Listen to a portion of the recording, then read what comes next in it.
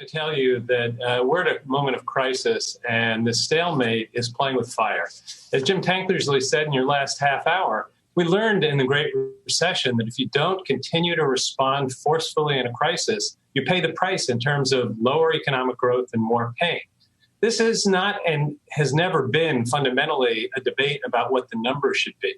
It's a debate about what would we need to do in order to keep the economy growing, if slowly, and preventing the kind of human suffering that we've been able to avoid because we've had bipartisan cooperation. And it's clear to me that the things we need to do are first start with dealing with the disease effectively. This disease has been driving the economic crisis, and until we get our hands around it, the economic crisis will continue. Then we need to deal with the reality that these unemployment checks have been keeping the economy moving and keeping families from going underwater. They need to continue. We need to deal with the fact that state and local governments are running out of money. They've already laid off well over 1 million people. It goes on to the problem that people are facing eviction. There are families that are facing hunger with millions of children. There are things that we need to do in order for the economy to grow and people to avoid suffering. Jack, and that's what I the don't debate disagree with you. The question is, how do you get both sides together? Because let's be fair, both sides, and I know you're going to disagree with this, but both sides are playing politics, right? The Democrats, if they wanted to, could find some way to compromise on the big deal that they're offering, and the Republicans could come to the table in a way that they may not be willing to now either. So my question to you is, as somebody who's been in the room, who has to get both sides together, what would you do? Well, I wouldn't start with the number. I think the administration insisting on a number of $1 trillion or less, the Democrats started at 3.4. They've made it clear they're willing to move. They should be debating what do we need to do to keep this economy from growing, if slowly, and avoiding going into a recession.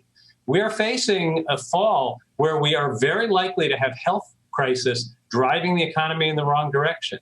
The recovery has been, I think, quite predictably, fairly quick out of the very depths, but then it's flattened off. I look at it and it looks like a square root sign. Even the chart that Steve Leisman showed in the last half hour, it showed that we went down, we reopened, and then it flattened out.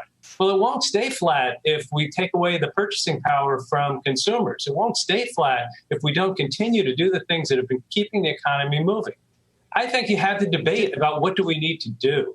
And the number is going to be what the number has to be. We need to put the policies out there to keep the economy from crashing. Why do you think that politicians in Washington don't seem to have the same sense of urgency that you do? And by the way, why do you think investors don't have the same sense of urgency? And I think that's actually a negative feedback, if you will, to Washington, because the stock market, for the most part, keeps going up. And I think that if it was falling to pieces, you might see more action.